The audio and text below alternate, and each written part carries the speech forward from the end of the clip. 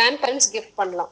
So proposer பொறுத்த வரைக்கும் அவங்களுடைய involvement just to handle the பாலிசியை தவிர insurance cost, payout, calculation, everything will be only based on the insured.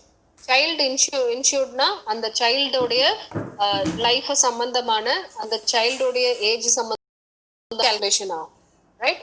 So இந்த எக்ஸாம்பிள்ல பாத்தீங்கன்னா பேரண்ட் வந்து பாலிசி எடுக்கிறாங்க அவங்களுடைய 1 வயசு குழந்தைக்கு. ஸோ 10 years பிபிடி சூஸ் பண்ணியிருக்கிறாங்க. So 10 years the parent pays the premium. 11th yearல இருந்தே பே அவுட் வர ஆரம்பிச்சிடும். ஆனால் ஃபார் எக்ஸாம்பிள் இது டெஃபர்டா சூஸ் பண்ணியிருக்கிறதுனால, ஸோ 11th இயரே பே அவுட் வந்தாலும் அது பேரண்ட் பேர்ல தான் வரும். பிகாஸ் அந்த குழந்தைக்கு 10 வயசு தான்.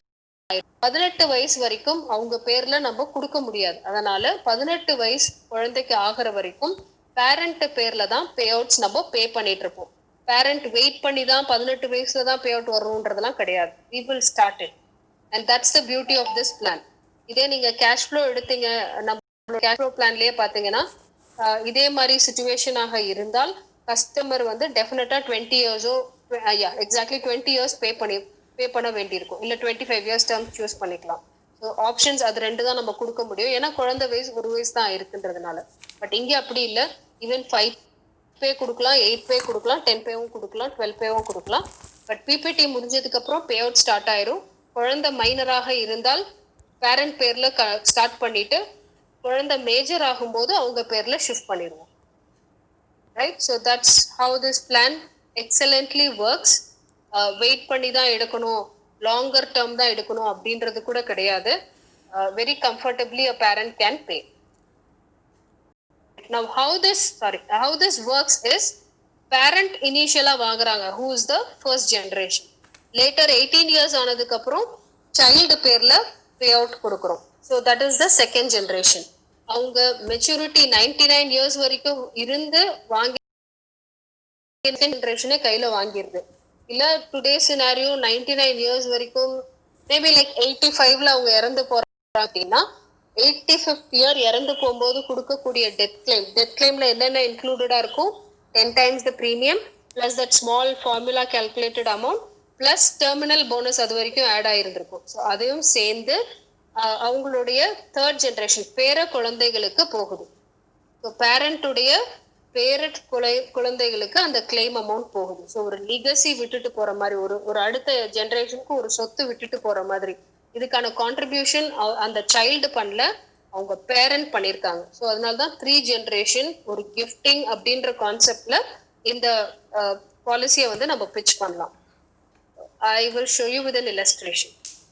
Age 1 year 1 lakh premium, 10 years PPT choose பண்ணியிருக்கிறாங்க. ஸோ 11th இயர்ல இருந்து 17th year of the policy year, அதாவது பாலிசி இயர்னு எடுத்துக்கலாம், இல்ல சைல்ட் ஏஜ்னு எடுத்துக்கலாம்.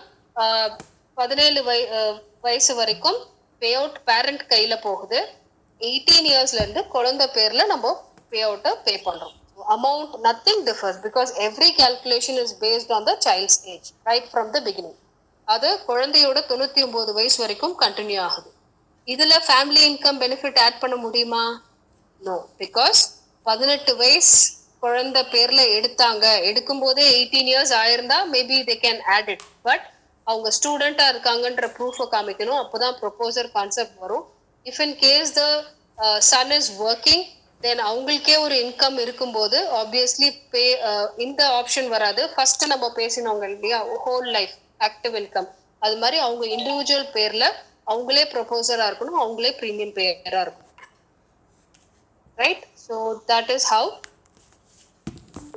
somebody is trying to join.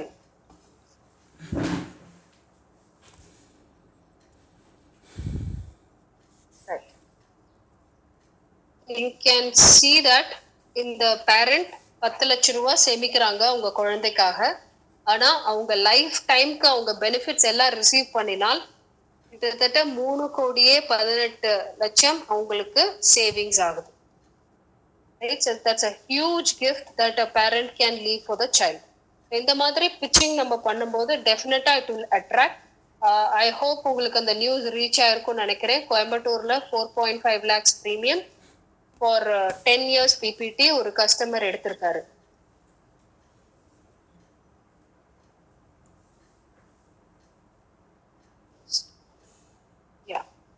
You can see death benefit increase காமிச்சிருக்காங்க. ஸோ அந்த பர்டிகுலர் குழந்தை, ஒரு வயசு குழந்தை சொன்னேன் இல்லைங்களா, அவங்களுக்கு 25 வயசு ஆகி இல்ல 26 வயசு ஆகி இல்ல ஒரு 40 வயசு ஆகி இந்த பிளான் எடுக்கிறதுக்கும் பேரண்டே அந்த குழந்தைக்கு பாலிசி எடுத்து வச்சிருக்கிறதுனால எவ்வளவு பெரிய டிஃபரன்ஸ் வருதுன்னா, அவங்களுடைய டெத் பெனிஃபிட்டை கூட அவங்க ஹைக் பண்ணி கொடுக்குறாங்க. ஏன்னா suppose if a customer is entering the contract at the age of 50 years, 99 வரைக்கும்னா what is the duration? Just 49 years to go.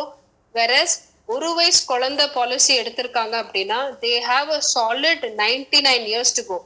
So அந்த டெர்மினல் போனஸ் 24வது வருஷம் கழிச்சு ஆட் ஆகுதுன்னும் போது டெர்மினல் போனஸ் எவ்வளோக்கு எவ்வளோ ஆட் ஆகிட்டே போதோ, எவ்வளோ வருஷம் ஜாஸ்தி இருக்கோ அவ்வளோக்கு அவ்வளோ இந்த அக்யூமுலேஷனும் ஜாஸ்தி ஆகுது.